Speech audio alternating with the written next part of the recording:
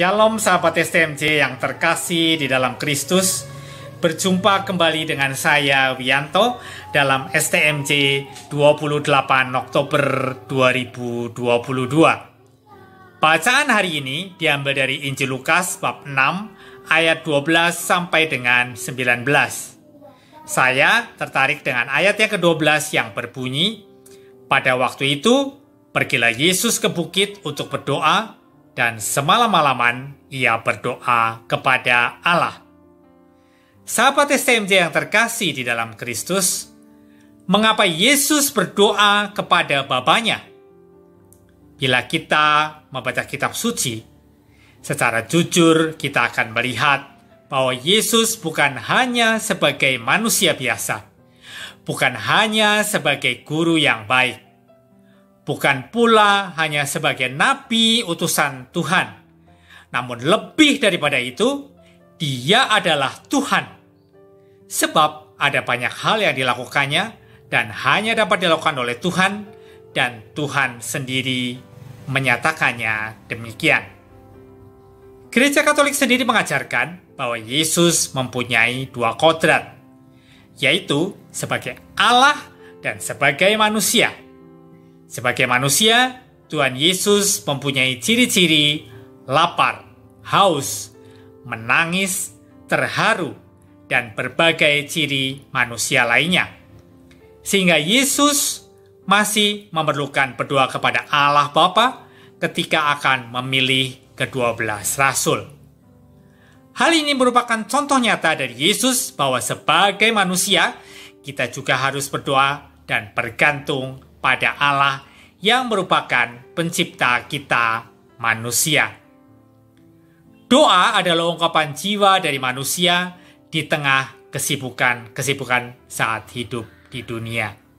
Dalam suka ataupun duka sebagai manusia, kita harus meluangkan waktu untuk berkomunikasi dan bersyukur kepada Allah Bapa kita. Sahabat STMJ yang terkasih di dalam Kristus, pengalaman hidup doa saya setelah dibaptis, saya mengalami jatuh bangun. Saat tertentu, saya begitu rajin berdoa, begitu ingin mendekatkan diri kepada Tuhan. Tetapi di saat lain, saya begitu malas dengan berbagai alasan yang ada pada diri saya. Sibuk, capai, menunda, berdoa sambil tiduran dan akhirnya tertidur, dan banyak alasan lainnya.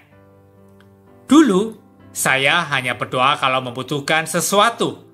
Padahal ini sama saja dengan memaksa Tuhan untuk memenuhi kebutuhan saya secara instan. Mengatur Tuhan untuk mengabulkan doa saya. Dan bisa-bisanya saya memaksa dan mengatur Tuhan, padahal Tuhanlah yang memberi kehidupan.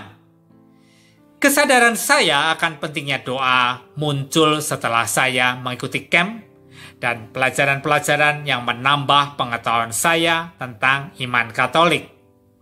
Tetapi, saya juga masih mempunyai kelemahan.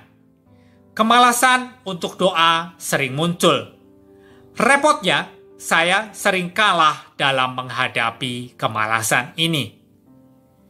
Yang saya lakukan untuk menghadapi kemalasan ini adalah, begitu saya ingat belum berdoa, saya harus langsung berdoa.